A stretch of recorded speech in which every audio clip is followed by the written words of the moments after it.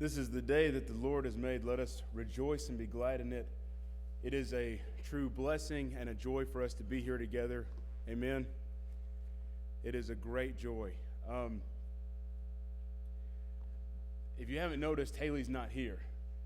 And I don't know if it's a good thing or a bad thing, but when my wife's not here, either it might be a sign of still being a newlywed or starting to get into the oldly-wed stage, if that's a word. But my wife not being here is like walking around with one shoe off. It's like, I can still do it, but it's weird, and you notice it in everything, and people look at you funny, and it's like, where's your wife at? Also, when my wife isn't here, I turn into like a Murphy's Law generator. Everything that can go wrong will go wrong. And I think about these things, and I make plans, and I start assuming that it's like, Haley's not here. Haley's my alarm clock. If she's not here, I won't wake up. And it'll be like Sunday at noon, and I'll wake up mostly because I'm hungry, and church will be over, and I will be in a lot of trouble. So what do? Well, I overcompensate by making a bunch of alarms and everything. And I've got this thing called a Screamin' Meanie. It's a trucker alarm clock. It's 110 decibels when it goes off. And I set that thing for 5 o'clock because I'm like, I can always go back to sleep, but I can't wake up if I'm already late. I can't go backwards. So I set that thing on, and it went off, and the battery's dying, so it sounds hilarious. So it's like, whew, whew, whew, whew. I get up, and I go, and I'm getting ready, and in the shower is like a $50 sized brown recluse. And I don't have my glasses on, so I have to get like way down in there before I see it. And about the time that it comes into focus for my eyes, which is like 18 inches, it starts to just book it around the tub, and I'm like freaking out. So I go from like zombie bear Andrew that wakes up in the morning to like ninja just in a moment. And the craziest thing is, like, when you have an experience like that, like if you have like a bee land on you or you see a bug in your house, everything becomes an insect. Like every time you see a little thing on the ground, you're like, that's a spider. I know it is. Or like every time you see a wasp, and then every fly becomes a wasp. It's like, I know it's a fly, but I'm going to react to it like it's going to sting me and just kill me. So my morning was crazy. It was a crazy morning. So I got here at like 6:30 and started practicing my sermon because I'm like, I'm going to forget everything because Haley's not here. So if I seem a little lopsided, it's because my better half isn't here. So I'm like really lopsided without Haley. So that may be a compliment to her for being such a great wife, or it may be a joke on me because I'm so insufficient by myself, but I'm really noticing it. So what I wanted us to do today was to do a kind of a character study, and also to a degree kind of a book study between Solomon and Ecclesiastes. Because of the Bible, we have some really incredible people that we have the ability to study and to learn from that by most means we really wouldn't. Everything from kings to fishermen and slaves to warriors and just everything in between. All these different people, all these different walks of lives, and we've got something to learn from them. And one thing that's really powerful about the Bible is nothing in it is vain. Nothing in it is pointless. There's not a single word or a single person or anything that is in this book that doesn't serve a purpose. And ultimately, that purpose can be either how to walk closer to God, how to be more like Christ, or on the flip side, how to, examples of not doing that. And I think that that's really impressive. And I think that one of these characters that's one of these men that is really an interesting study is Solomon. If I told you that we had one of the world's richest men coming in, and he was going to be our guest speaker, how many of us would be here? Probably everybody. How many people in the world would be there? A ton of people. If I said Bill Gates was coming in here and was going to give a 30-minute lecture on how he came to his fortune and things he's learned and tips and tricks and all this kind of stuff about finance, who would be here? What kind of people would be here? How would we listen? What would we do? How would we pay attention? The notes we would take, all these kind of things. The idea is, in a lot of ways, we do. We have that. We have Solomon, okay? So we can still treat this, because it's the Word of God, because it's truth, and because we can learn from it, we can learn, in a lot of ways, some of the challenges and struggles and good things, perks, or so to speak, that there are within riches and within living that kind of lifestyle. And also, it's interesting to think about what would we expect to hear. If Solomon were to get up, if a rich person were to get up and give a speech on wealth, what would we expect to hear?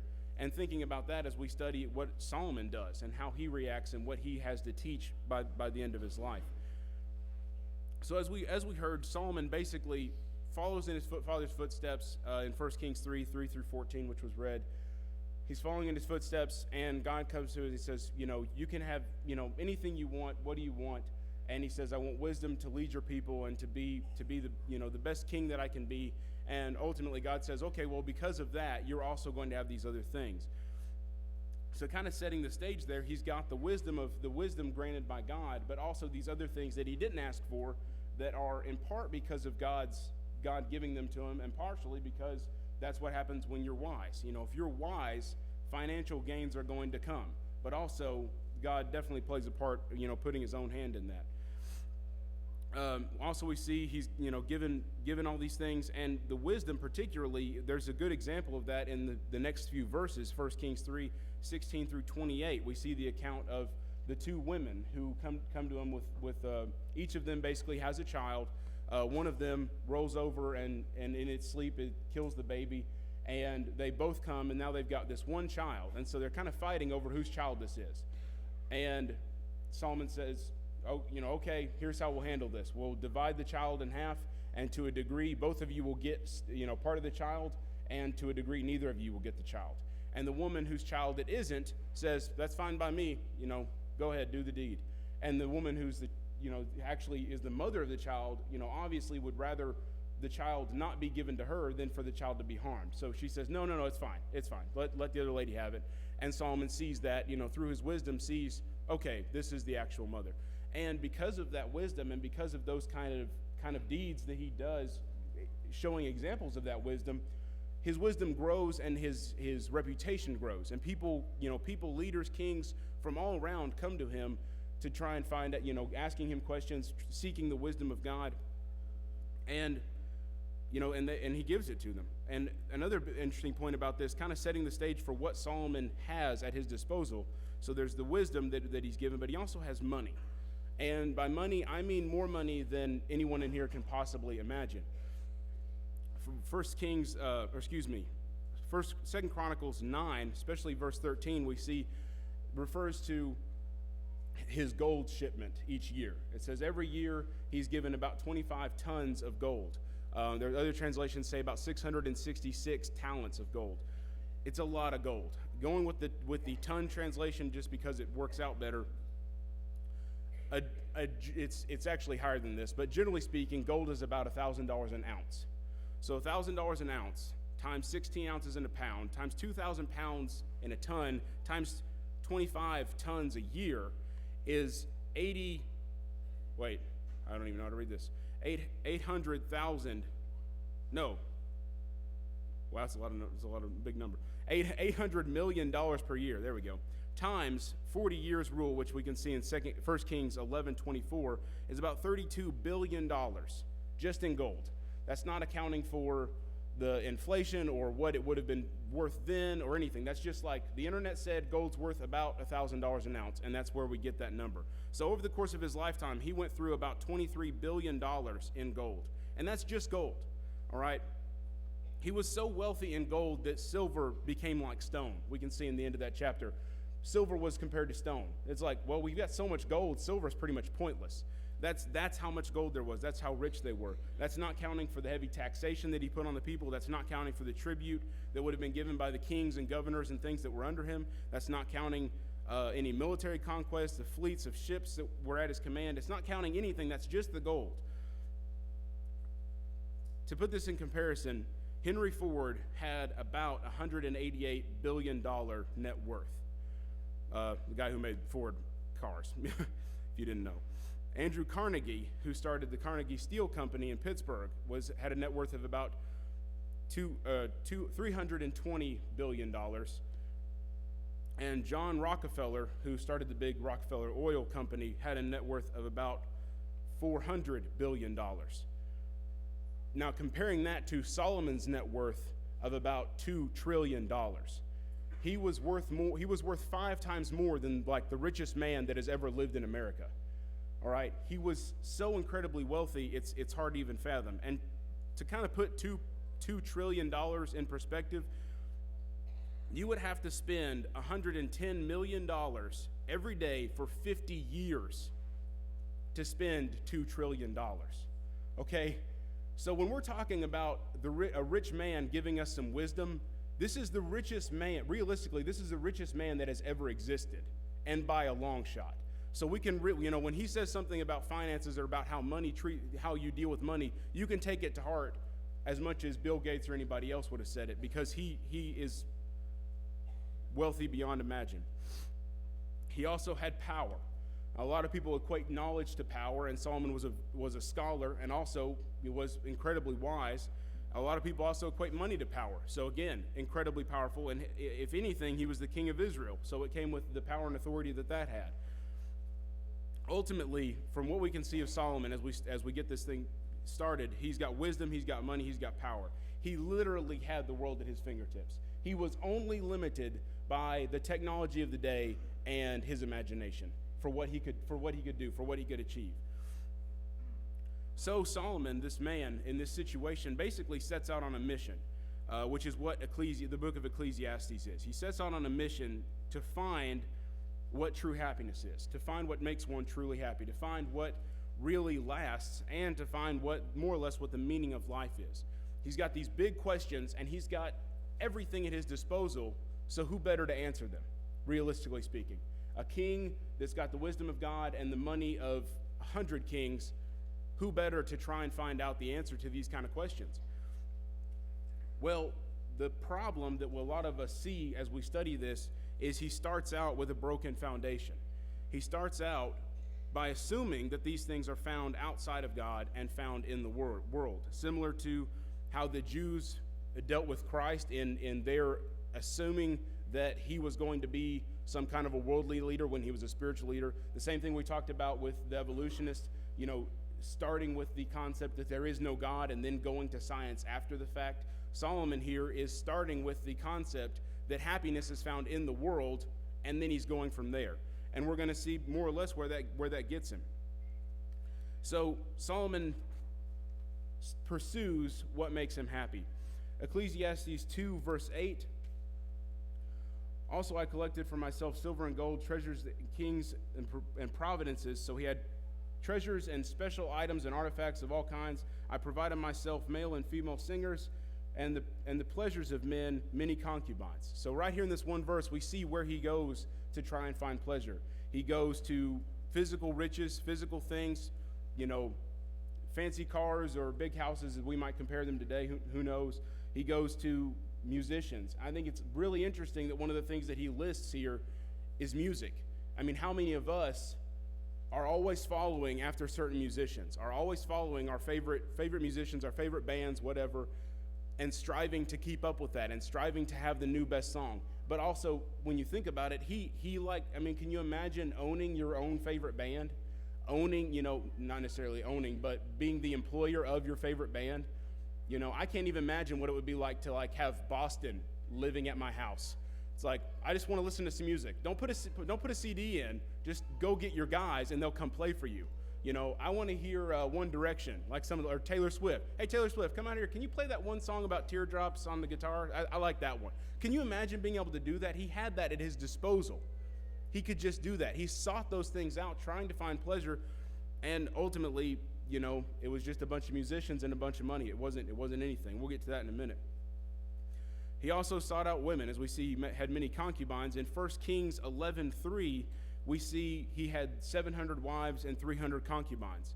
He had, more carnal pleasure than any man can possibly imagine, and it was nothing. I mean, it wasn't what he wanted. And when you read the Song of Solomon, ultimately he finds that one person, that one true love, and she won't have him because of his previous lifestyle, because of, she doesn't want to be just another queen. She doesn't want to be just another wife. She wants to be somebody's one and only. And because of his lifestyle, she more or less turns him down. And that kind of concept can be applied to our whole lives, in that how we live up to a point is going to determine what happens to us in the future. If you live a certain way, there's going to come a point where some decision in your life is going to come across. You're going to meet the one, and he or she may not have you because of your previous lifestyle. You're going to come to that one crossroads, but one of those roads is blocked off because of how you've traveled up to that point. So he invested in women, and still, he didn't find happiness, didn't find what mattered. He built great constructions. He built built a temple, built himself a giant home. Second Chronicles, 8 verses 1 through 15 talk a little bit about some of the few structures that he did. He would go and conquer someplace and then basically tear it down and rebuild it bigger and better. And I think that that's very interesting because he's trying to make his mark on the world. When you think about something that lasts a really long time, a lot of us might think of cities or states or structures, houses that have been here since the Civil War, or, the pyramids. But it's really interesting because even though he invests in building these great big things, these great cities, these great structures, he still hasn't found what he's looking for. Even though he's made what a lot of us would consider 100 or even thousands of years mark on the land, something that people are going to say, that is those are the pyramids. They were built by the pharaohs. For hundreds and thousands of years, people are going to say that that's what that is. He's made a great mark on the land, but realistically, we're going to see that doesn't matter. And knowledge, Ecclesiastes 12 says, the writing and reading and studying of books have no end, and they make you weary. Ultimately, knowledge is a great thing to have, but it only goes so far. You can't take it with you when you're gone. To a degree, you can't leave it to anyone. You might have 100 degrees in all kinds of different fields or have a doctorate, but when you pass on, when you leave this life, it goes with you. You can't leave that to anyone. The time and money you spent in it, will end with you. And Ecclesiastes 2:10 kind of sums all these things up. Ecclesiastes 2:10, all that my eyes desired, I did not refuse them. I did not withhold my heart from any pleasure, for my heart was pleased. Anything he wanted, he got. Literally. I mean, if he felt like it, he just bought it. It's kind of like, thinking about some really rich guy walking into a bakery and he's like, oh, that's really good. I think I'll just buy the store.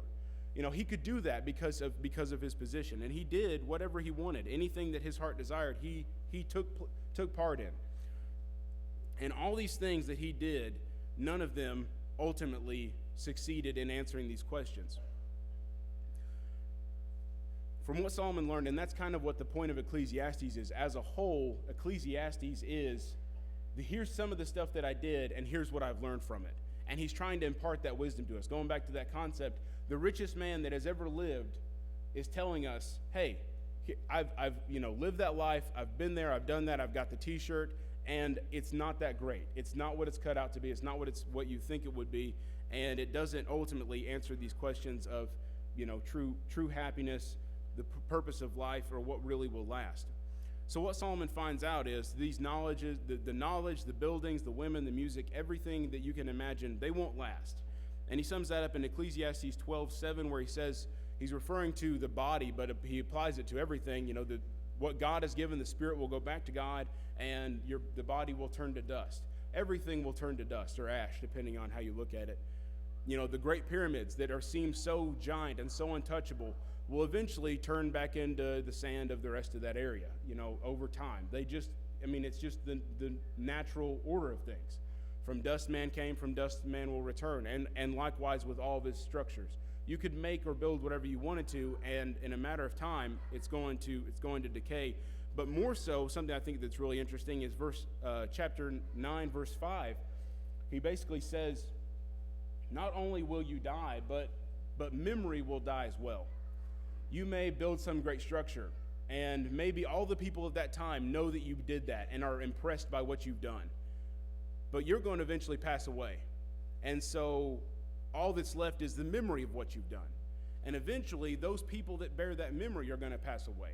And the people that maybe they're shared that with are going to pass away. And eventually, memory and knowledge of that event or that thing will cease to exist. And that's one of my personal kind of like fears when I think about death, is that someday I'll pass away and no one will really care or remember or know.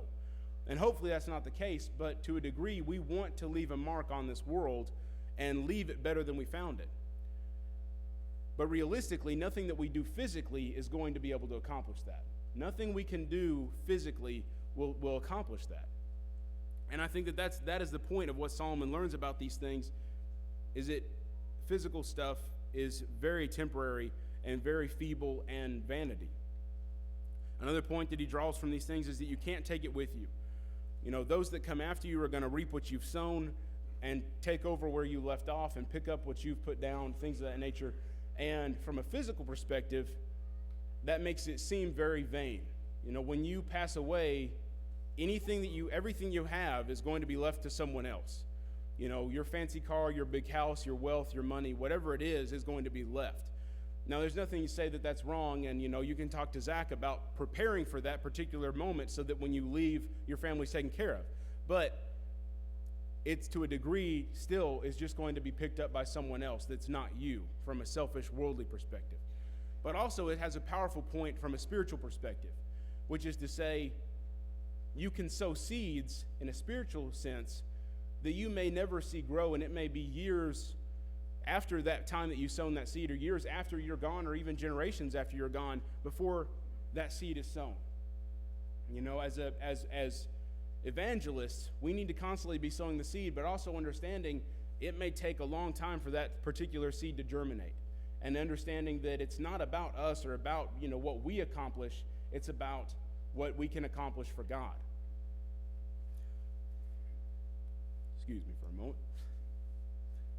On a side note, this is my sweat rag because it's green. It's not green because it's my sweat rag. Just to clarify that. So Solomon is basically pointing all of these signs to the point that the physical stuff doesn't last. The physical stuff doesn't matter. It's the spiritual stuff that lasts. It's the spiritual stuff that matters. And he also, in Ecclesiastes 9:9, he talks about love is one of the few things in this life that matter. Having your one true love and loving that person with all that you are is one of the few things in this life that really matters, that really means something. He also talks in Ecclesiastes 2:24 and 9:10 about good work being something that matters. Doing your best because it's a good work or because you're working for God is its own reward. Looking back at the end of the day and saying, I've accomplished something, I've done something with my life, with my day, with my time, is its own reward. There's no shame in doing a good day's work because it means something, okay? But also from the perspective of spiritually speaking, a good day's work spiritually, looking back and saying, when your time is done on this earth, when you get close to the end, looking back and saying, I didn't do all the things that I wanted to do. I maybe didn't travel the world. I maybe didn't have that, fancy car I always wanted or whatever, live in Hawaii someplace. But you can say, but I did some things that mattered. I know that I'm going to heaven, or I know that I helped someone else, find Christ, or my kids are going to meet me in heaven someday. Things like that actually matter. Ultimately, he understood and is sharing with us that spiritual things are the things that matter. Spiritual things are what will last. And he sums it up in Ecclesiastes 12:13, where he says, this is the whole of man, to fear God and keep his commandments. Our entire purpose is on this earth is to do the spiritual things that matter, is to fear God and keep his commandments, is to share Christ's life and what he's done and things like that. That's our purpose. Having nice cars is fine. Having things is fine. But what's our purpose? And ultimately, what are they? All those things are just tools to the end of God's will. I don't know who it's quoted from, but a great quote that would fit here is, money is a terrible master and a great servant. If you think about what you can do for the kingdom with that kind of money, or what you could do for the kingdom with that kind of house, or whatever, those are the reasons that we need to be in the physical world. We need to be in the physical world pretty much simply to point to God and to use those things as tools for God. If you have a big house, that's great. When we have people, when we have guest speakers and stuff come in to you house folks, that's kind of the concept. You have a lot of money, that's great, but are you supporting some work or supporting people that are in need? That's the idea. All the physical things that God's blessed us with are simply tools to his work. There's a really cool illustration that I think it was Lonnie Jones did one year at CYC in Gatlinburg.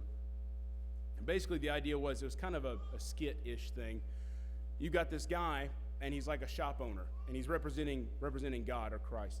And you got this man that comes in and he says, "Oh, is that a cross? I've always wanted a cross." I want to pick up my cross and carry it, and I want it to be mine, and I want to own it, and stuff like that. And the guy's like, oh, okay, well, it'll cost you $500. The guy's like, ooh, $500. That's kind of steep. I'd rather have $500. I'm good. And he walks away. And the next guy comes in and he says, I want that cross. I want to pick it up. I want to carry it. I want it to be mine. I want all that. And the guy says, it's going to cost you $500. He's like, $500? That's great. I'll do that. And the guy says, it's also going to cost you all your money. All your money.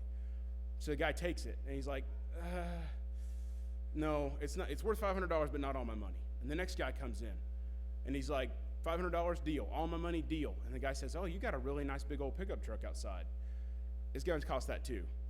And it goes back and forth until all these people have come in, and every time they come in, the price raises. It's going to cost you your car. It's going to cost you your house. It's going to cost you your job. It's going to cost you your marriage. It's going to cost you your life. And ultimately, you get to the very end, and this one guy is willing to take all of it. He's willing to give everything he has for the cross. And then the shopkeeper, who is representing God, says, okay, now you've got your cross. Here's your marriage back. You're going to need a really good spouse that's going to help you get to heaven and help you raise children to get to heaven and help you be the kind of Christian you need. And you're going to need this truck so you can get to church and so you can go do benevolence acts and so you can go do all these good things. And you're going to need that money back so you can, give to the church and help folks and things like that. And you're going to need that house so you can house people, when they come to congregation events and things like that. He gives it all back with the stipulation of it's yours, but now it's a tool for God. And it's interesting because in a lot of ways that's how Christianity is. It is a price that costs us everything, but also we're given everything back to be used as tools for God. And that is the point that Solomon is trying to make here. All these things that I have are pointless if they're left by themselves as physical things. But when you apply them for God, they become great tools that can do, unmeasurable amounts of good.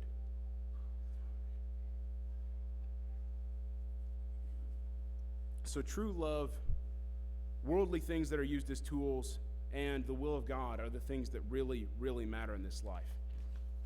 A lot of people will try and tell you and try and convince you that other things matter.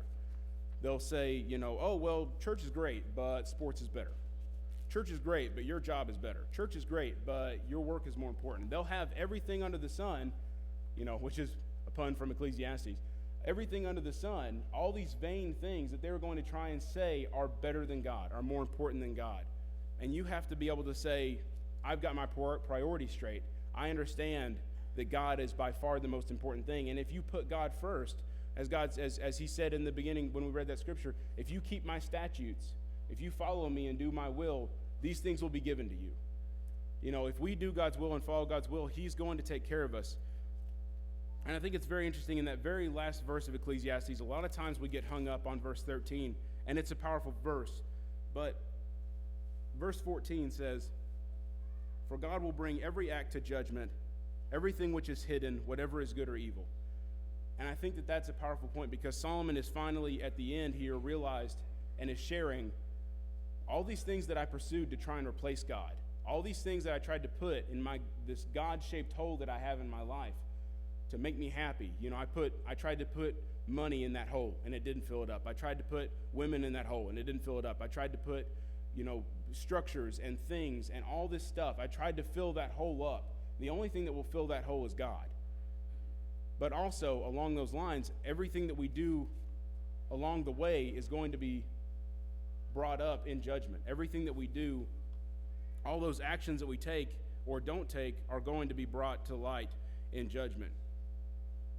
Our whole purpose is to keep and do the will of God.